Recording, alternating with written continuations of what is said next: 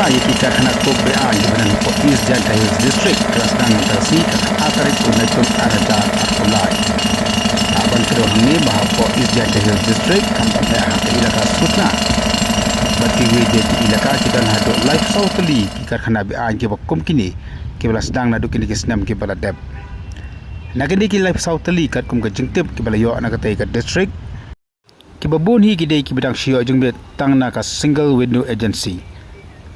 Kat baki padio satia ya ka CTE lane ka consent to establish bat ka CTO lane ka consent to operate. Laban kada hangne bagani ka jing simkhya jong ka sarkar ban pra ya kini ki karkhana kok bian kalong hadin ka jing sya tangon na ka por sakapor na kalyang jong ka High Court of Meghalaya ka bala simkhya ya ka jingmi jong kini ki karkhana kok bian ka bian ka ru ka jing bisar ka bari bat ka jing khai bian yo tuyong hapo ka jalla Meghalaya.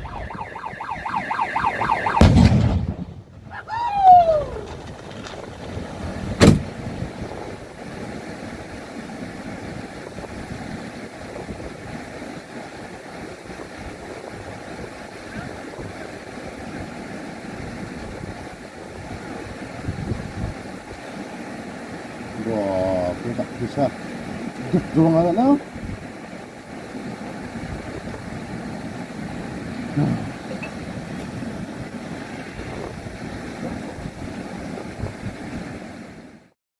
Kajeng penkelam ka banengkong kalong na po ka Halarikok Factory ka badana po rasong ka bahap po ka ilaka sutnga.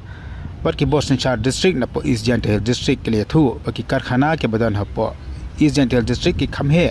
banyak ki karkhana ke badan hapo shalang bat dei mata kadau ka simpor bun kenta ban penkhre ban penbiang ya ki bom ban penthei bakadon kambun ubam banyak ba penkam hapo shalang namar bakini ki karkhana hapo East Delta Hills ki kamhe bat ki kamyar la ye iru bakadon kecing penkhre ka bajanai ha ka baki batang ti hak tai ki da phong de ki jan banya da ya lade bakadon ka jing samdrel man thap ya ki bom seki benta ki kham sipo na bakadon ki tin thai nong ka bale ai akan nong kepada pentra yang di atas kena pada pilihan atau bahasa yang doyok lawan kedua hangeru bahkan dia pentra yang kita kena kalong ru adil katanya ki baju dari san bagi telefon di bawah hotel di Delta District hari ini sedang coba datang